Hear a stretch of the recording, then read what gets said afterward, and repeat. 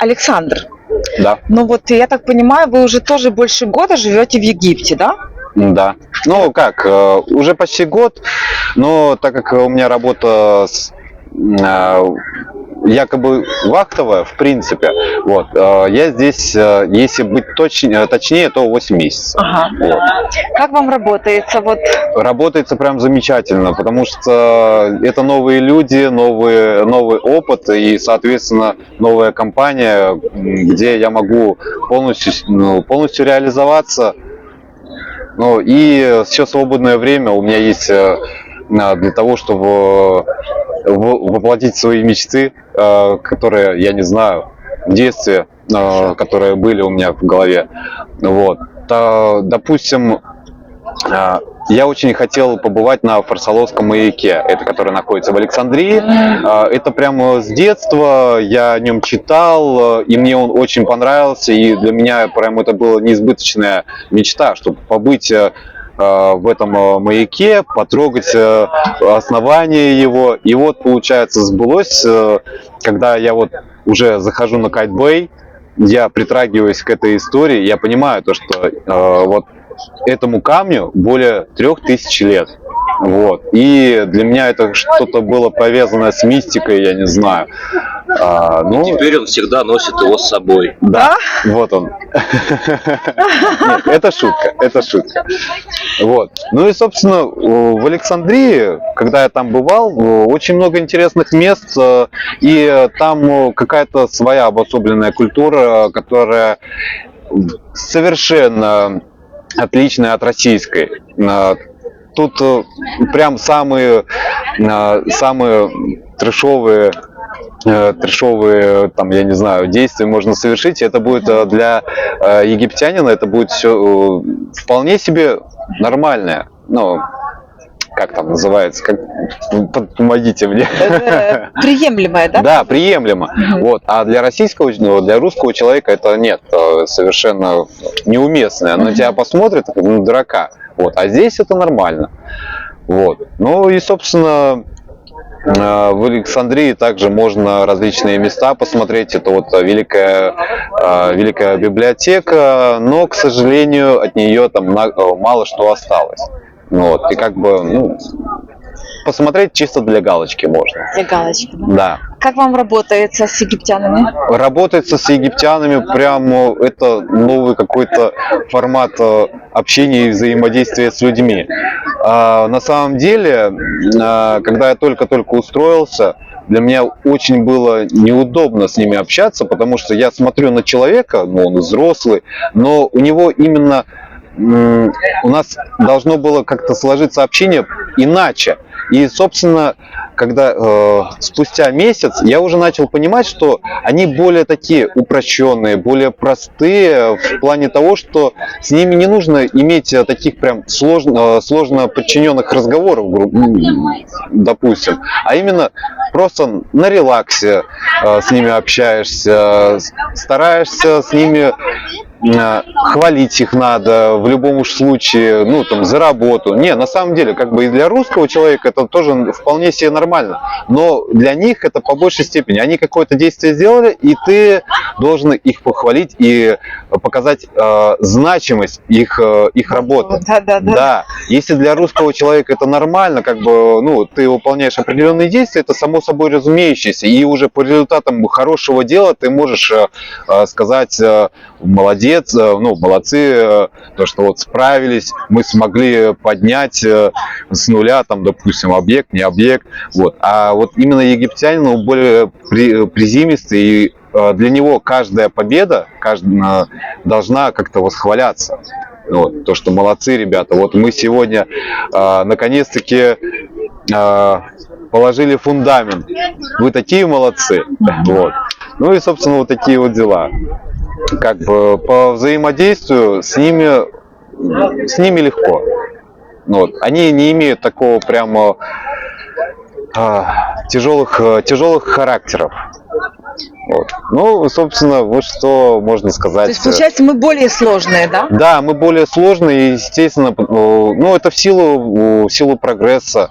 Мы как бы опускаем большинство деталей, которые, ну, очень простых, и стараемся уже повязывать в более тяжелые, получается, ну, тяжелые, как сказать, действия, вот, которые составляются из множества мелочей. А для египтян это уже, ну, по-другому. Они не воспринимают именно такого прям масштаба. Им необходимо здесь и сразу.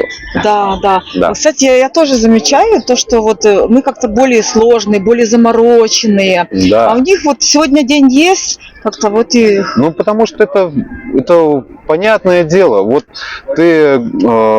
у нас это все культивируется лет с 14. То, что вот нужно много зарабатывать, нужно, чтобы много зарабатывать, тебе необходимо очень много различных вещей знать. И ты вот постоянно погружаешься в эту среду, узнаешь что-то новое, читаешь литературу для того, чтобы именно достичь определенных успехов. Вот. Но с этим прям тяжковато у нас. Как бы нам необходимо заморочиться это полностью, чтобы именно достичь каких-то результатов. Здесь же намного проще. Здесь, если ты вкинул какую-то идею, ты можешь ее, в принципе, реализовать и вполне себе комфортно жить. Вот. Такие вот дела. А вы домой часто ездите? Домой я езжу каждые 4,5 месяца. Вот. Но иногда и каждые 4 месяца, потому что у меня отпуск еще. Вот. То есть сколько там проводите время? Дома месяца 1,5-2, ну, как получится. Соответственно, когда приезжаешь домой, сразу краски меняются. Я не скажу то, что прямо все начинает мне не нравиться в России. Нет, наоборот. Серо и уныло. Нет. Кстати, вот за этой серостью и унылостью что-то уже новое для себя открываешь, потому что ты из новой среды приезжаешь, и ты вкидываешься в другую среду, и как бы оно больше становится более, да, значимым. Там, допустим, тот же самый сервис. В кафетерий какой-нибудь заходишь в России, и как бы ты чувствуешь, что здесь уже сервис прям прекрасный. Прям, я не знаю, как бы теплота русской души тоже есть такое. Вот. Да. Ну и, собственно, что еще сказать? Ну и по поводу... Не нужно объясняться и вечно ходить с транслитом и пытаться донести свою определенную какую-то мысль. Вот. И как бы ты общаешься, более проще пытаешься объясниться с русским человеком, а потом понимаешь, что зачем это надо. Вот. И ты можешь нормально уже сложно подчиненные предложения говорить, и русский человек тебя поймет. Вот здесь этот контраст очень играет, и из-за этого в России, наверное, ну, я не знаю, я Россию с другой стороны увидел, мне она вполне себе очень такие... Я прям горд за свою страну. Да. В России лучше, чем во всем остальном. И это воспринимается только после того, как ты уже пожил в другом месте. Вот. И ты понимаешь, ты вот даже готов березоньку обнять, и это даже не просто обычное выражение, а именно ты можешь с душой сказать, то, что ты хочешь эту березоньку обнять. Ну, это я образно говорю. Вот. Ну и, собственно, такие дела. Когда у вас день рождения? 10 марта. 10 марта, да? Мартовский кот. Да, мартовский кот. Ага. Ждет своих кошечек.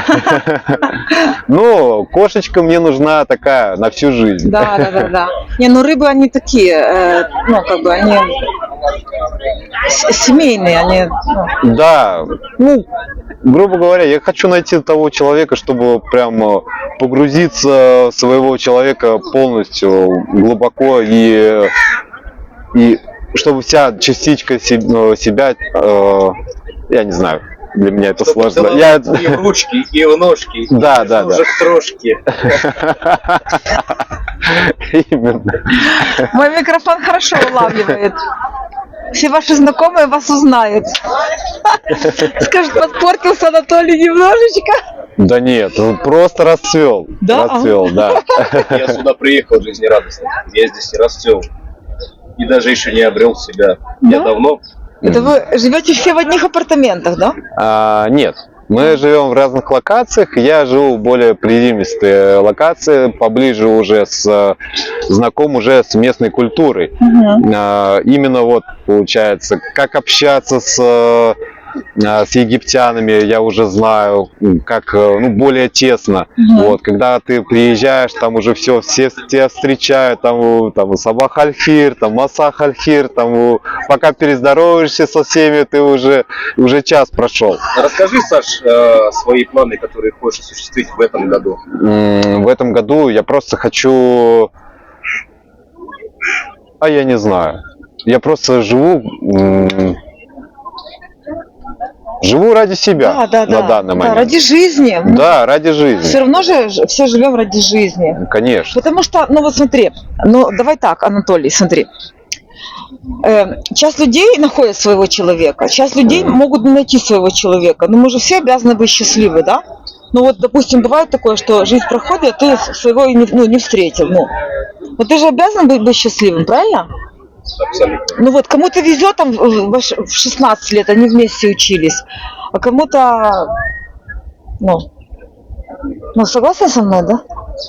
Она счастлива? Просто смотрите, мне кажется, просто большинство находится не на том месте и боятся сделать первый шаг. Никогда не надо бояться. Даже когда самые черные тучи сгустились перед головой, как бы в этот момент открывается что-то новое. Да. Новая возможность, чтобы, допустим, все бросить и рвануть куда-нибудь в другое место, в новую атмосферу, в новый экспириенс и просто почувствовать себя с другой стороны. И все. Ну хорошо, то есть я так понимаю, вы уже глубоко влюбились в Египет? Да я все обожаю. Вы все обожаете? Да. Я хочу во многих местах побыть. Но, дай бог, получится и в Азии я побуду, Да. и в Европе, и там, допустим, даже в Мадагаскаре. Да Вот. что? Даже Да, там? конечно. Это елки-палки. Вот. Отсюда долететь, в принципе, Человек недорого. самодостаточный, состоятельный. Добился к 35 годам того, что у многих нету 50. Нет, по большей степени материальное это человека. всего лишь, И это в том числе скорее, парадуховное. уверенный, надежный, правильной позиции в жизни. Слушайте, И пообещал, если встретит свою женщину, то в первый год встречи он поцелует ее в 2 местах.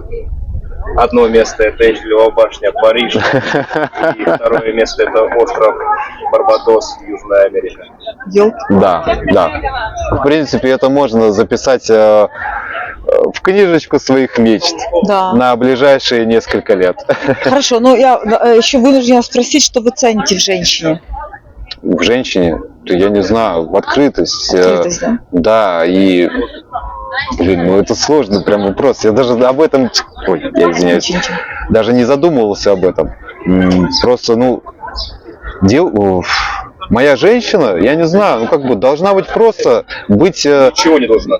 Да, она не должна. Она просто спутником моей жизни. Она должна идти со мной и делать все, что ей считается нужным, необходимым, и все. Ну я сегодня... Класс. Я не знаю, Так, это какой-то клуб знакомств, я не знаю, а до что сегодня делать? Такие мужчины получается. почему должны зря пропадать? Я имею в виду, что... Свое всегда должно прийти само. В нужное время, правда? В нужное время, да. 100%. Да.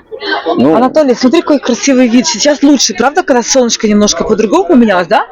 Сейчас лучше. Потому что Александр в кадре и вообще Не, как он вас любит вообще. Вот Анатолий, он так любит своих друзей. Да. Анатолий у нас прям замечательный человек, и в любой момент может поддержать в рабочей атмосфере. И, соответственно, каждую такую сложную ситуацию поможет разобраться, чтобы коллектив был более сплоченным. Сплоченным. Да, да. Так, ну, значит, мы, получается, с вами не будем прощаться. В следующий раз вы приедете Да, и... сейчас мы переходим на прямой эфир. Нет. На данный момент я не готов к этому. Импровизация.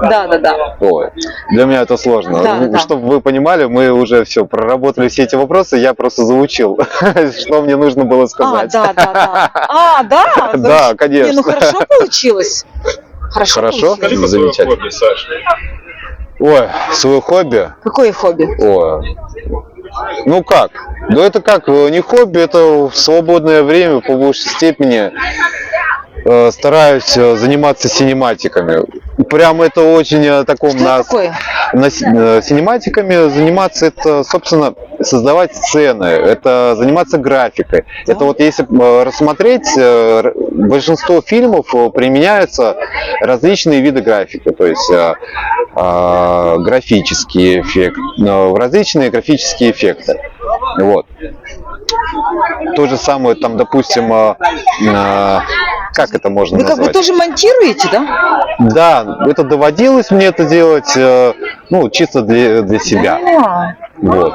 Ну, я не знаю, я надеюсь, вот эти 2 месяца, которые я проведу у себя дома, я хочу именно заняться более-менее Более серьезно. профессионально. Да, более профессионально, чтобы создать какое-нибудь видео Класс. для своего будущего портфолио. Потому что не нужно оставаться всегда на месте, нужно развиваться. Даже если ты находишься в более-менее в хорошей компании находишься, имеешь определенный круг общения, которое свободно, приятно, нельзя это ставить, на этом останавливаться. Нужно всегда идти дальше и, естественно, всегда оглядываться, что находится позади себя. Если ты на это не будешь смотреть, ты просто обесценишь весь тот опыт, который ты получил ранее. Ну да, шикарно. Да. Мне даже нечего больше спросить. Анатолий, у вас есть какие-то вопросы? Очень много у меня вопросов к этому человеку. Он, во-первых, мою сестру обманул. Начнем с этого. Да? Как?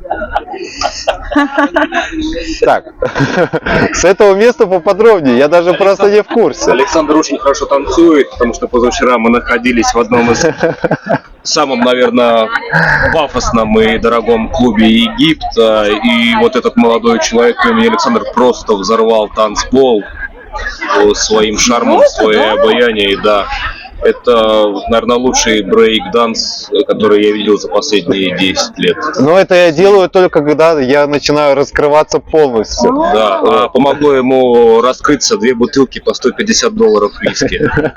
Да, Серьезно, именно да? так. Да вы Ну что? вообще, я очень хочу научиться танцевать сальсу. Сальсу? Да. Сальса, бачата. Это вам нужно идти на Нам не курсы. нужно идти на такие курсы. Нам, может быть, из ваших подписчиков кто-то даст пару уроков. Дорогие девочки, есть 3 мужчины. В общем, надо будет танцевать одновременно со всеми. Кто готов? Координаты под видео. Они приезжают танцевать в Хургаду систематически, так что вам придется их выловить. Если вы их как-то вообще Мы обидите, бываем не только в Хургаде, мы где? можем быть и в Александрии, и в Каире, и в Сиве. Сива, кстати, очень замечательный курортный городочек, где хочется просто побыть наедине с природой. Там Да вы что? закаты просто феноменальны. Александр работает в международной компании, как и его товарищ, предыдущий, который был в этом YouTube-канале. И международная компания в разных частях мира. Турция, Бангладеш, Вьетнам, Бразилия. Всем привет, ребята! Со всеми этими объектами. С теплым приветом! Этот человек уже объездил полмира, я так хочу сказать.